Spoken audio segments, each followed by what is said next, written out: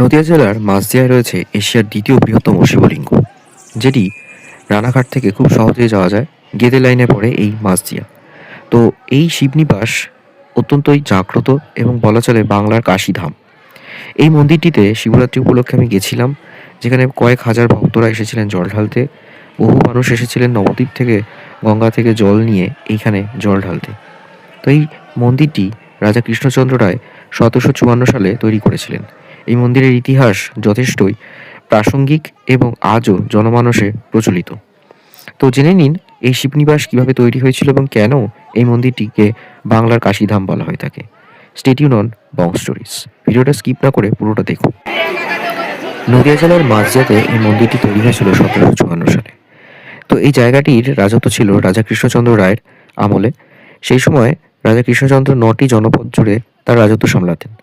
তো ১৭৪১ থেকে ৫১ এই সময়ে পশ্চিমবঙ্গ তথা বাংলা জুড়ে বর্গী এবং মারাঠাদের আক্রমণ ছিল। তার সাথে ছিল ডাকাত হুসনুরত খাঁ নামের একজনের আক্রমণ, যার আক্রমণে বহু জমিদার এবং রাজারা নিজেদের রাজ্যপাট ছেড়ে পালিয়েছিলেন। তো সেই সময় রাজা কৃষ্ণচন্দ্র ঠিক করেছিলেন যে তার রাজ্য সামলানোর জন্য এই ডাকাতের মুখোমুখি হতে হবে, এবং তিনি নদিয়া জেলার কৃষ্ণগঞ্জে এক রাতে এই ডাকাতের মুখোমুখি হয়ে তাকে প্রতিহত করেন। পরের দিন সকালবেলায় উঠে তিনি চূর্ণী নদীতে মুখ ধুচ্ছিলেন। সে সময় তার হাতে একটি জ্যান্ত রুই মাছ চলে আসে। তো তার সভা পরিষদেরা বলেন যে সকালবেলা বাসি মুখে রাজার হাতে একটি রাজউপযোগী রুই মাছ চলে এসেছে, তখন রাজা যদি এই মাছ দিয়াতে কিছুদিন রাজ্যপাট সামলান তাহলে তার শ্রীবৃদ্ধি হবে। সেই ভেবে রাজাও ভাবলেন তাহলে তাই হোক, আমিও এইখান থেকেই রাজ্যপাট সামলাব। এক রাতে তিনি ঘুমিয়েছেন, হঠাৎ করে বাবা বিশ্বনাথ কাশীনাথ থেকে তাকে স্বপ্নাদেশ দেন যে তিনি কাশীধাম ছেড়ে তার কাছে কিছুদিন থাকতে চান, এবং তাকে বলেন যে তুই আমার জন্য একটা মন্দির তৈরি কর। তখন রাজা ভাবেন যে আমার কৃষ্ণনগর থেকে রাজ্যপাট সামলানো কঠিন হচ্ছে, তার সাথে আবার বাবা কাশীধাম তিনি আবার বলেছেন যে আমাকে একটা মন্দির তৈরি করে দিতে হবে। সেই ভেবে তিনি ঠিক করলেন তাহলে এই মাঝদিয়াতেই, অর্থাৎ কৃষ্ণনগর থেকে ২৬ কিলোমিটার পূর্বে এইখানে কৃষ্ণগঞ্জে একটি মন্দির তৈরি করবেন।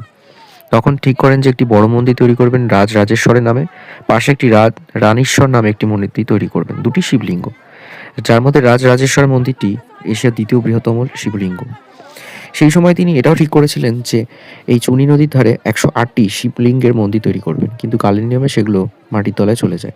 তবে এই মন্দির দুটি এবং তার সাথে রামসীতা মন্দির আজও অমর অক্ষয় রয়েছে।